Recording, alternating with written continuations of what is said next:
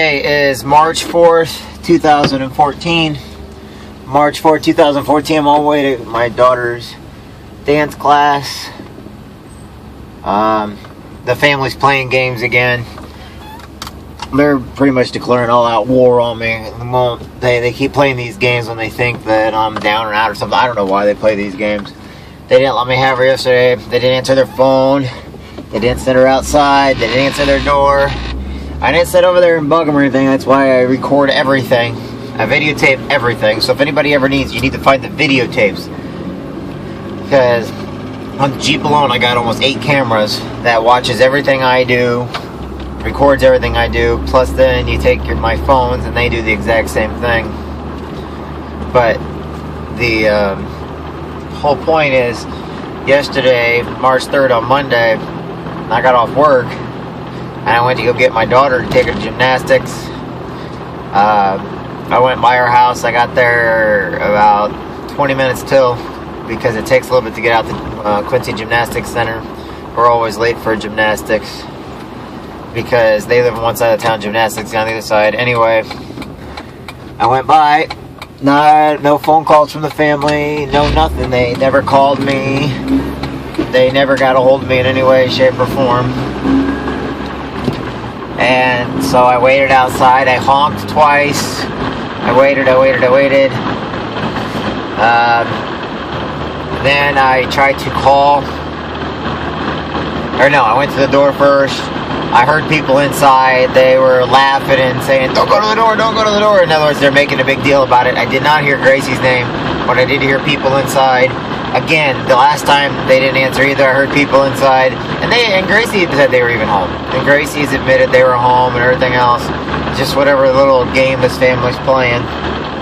Anyway, I didn't sit there and keep knocking. I knocked. Nobody answered. I waited. No answer. I got in the car. I tried to call Teresa Cantor because that's the only number I have. However, it just kept ringing, no voicemail, no answer machine, no nothing. I waited till about 5 o'clock. I also, during the meantime, called the gymnastics center. Turns out there was no gymnastics due to the weather and because the school was closed on Monday, which I didn't know about. But still, I'm supposed to get Gracie anyway because that's supposed to make up for my time when I have her in dance class, because dance goes till 6:15. And my times with Gracie are from 5:30 to 7:30 on Tuesdays, but I'm losing a lot of that time. And the last 2 times we've had dance, the mother showed up along with the mother's new baby, along with the mother's aunt, and the aunt's baby, and then also the cousin Natasha. But they all fill up that room, and since I don't get anywhere, they know I'm not going to get anywhere around them or talk to them or anything else. They already know this. But they want to play these dumb games. Anyway, I also had Gracie's bag with me yesterday for her dance stuff today. But like I said, nobody answered the door. I'm not going to leave my door. They've made it very clear that their neighborhood is a very unsafe neighborhood. They said in court that they got the safest neighborhood, but when you talk to them, every time I talk to anything, they basically say people steal stuff, break windows, flatten tires. There's stuff that goes on in that neighborhood all the time, and there's a bunch of meth heads, pedophiles, sex offenders, predators that all live on that same block as them. Anyway, like I said, it scares me just knowing when Gracie is around. Again, this is March 4th, 2014. Anyway, so now I'm going to dance today. What they're trying to do is they're trying to take up all my time with Gracie so I don't get to see her at all. And they're agreeing to things to later break their agreements. They have never done anything in my favor or in Gracie's favor. In other words, they don't care if Gracie gets hurt. They're all about themselves, and for some reason, they need to win some kind of fictitious game they have in their head against me. For Lord only knows why. Because if it was just about me, then they could take, but it's not. Then if they were doing something for Gracie, then they wouldn't be playing these games to what hurt Gracie. So at no time has this ever been about anybody other than themselves, and they're trying, they're no different than some terrorist or warlord that's out there that uses the law to their advantage, but then breaks the law whenever they see an opening. And they know I'm not going to do nothing to ever jeopardize my time with my daughter. However, you know, if they can't, I'm not going to pull her out of dance. It was my idea to put her in dance. Everything that Gracie does today has been my idea. And I'm the one who pays for it. And I'm the one who makes sure she gets there and to and from there.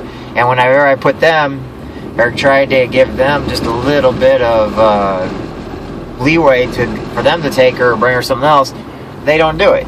In other words, it's only about them, and they don't care about Gracie at all. And that's what bothers me the most.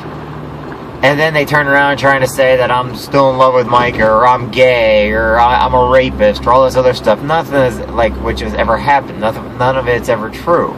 But they try to get there and slander my name, or they go into court and say, "Oh, they was grabbing butts and stuff and doing stuff outside, and there was video cameras." But then it never happened. But they try to say there's video cameras and never produced a video camera because it never happened. But they know that the judge is going to forget that, oh, by the way, we don't have any video cameras and we don't have any proof because it never happened. But anyway, they live and they deal on lies. And they're good at them. I won't even say they're good at them. I mean, it's pretty obvious to the general consensus that they're terrible at lying. But the fact is, they lie. And they're teaching my daughter how to lie. You know? They tried to say my daughter was molested by a neighbor of mine when she was my care. The problem is my daughter has never been touched by anybody. My daughter has never been alone with anybody. She's never been around anybody in the middle of the night except me.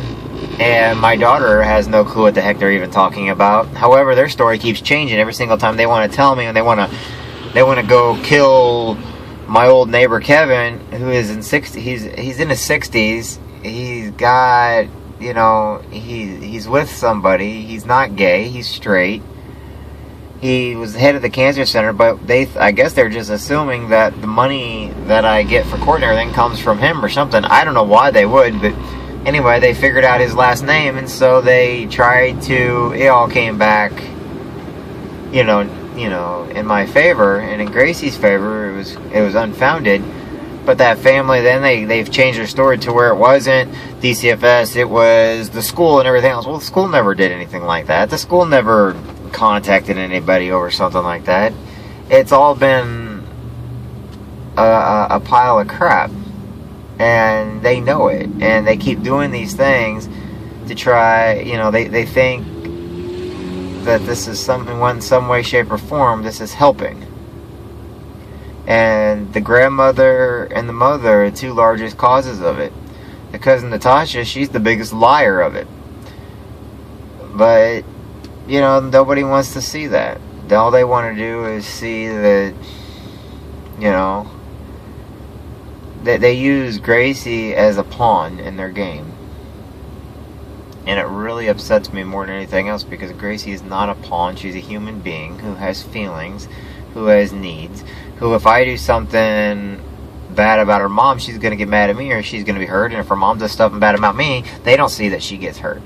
That's the reason why I don't ever play her mother against her. That's the reason why I never talk bad about her mother. That's the reason why I never say negative things about her mother when she's around.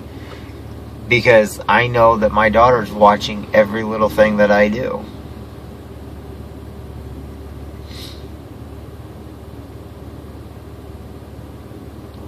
And since, you know, it's hurting Gracie, it hurts me.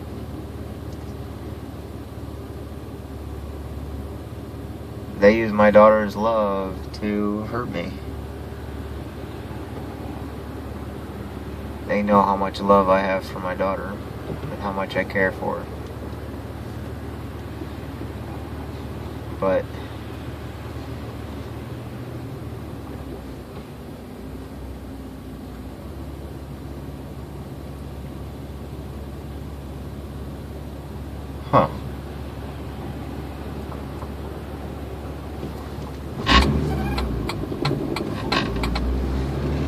interesting, that light didn't let traffic through.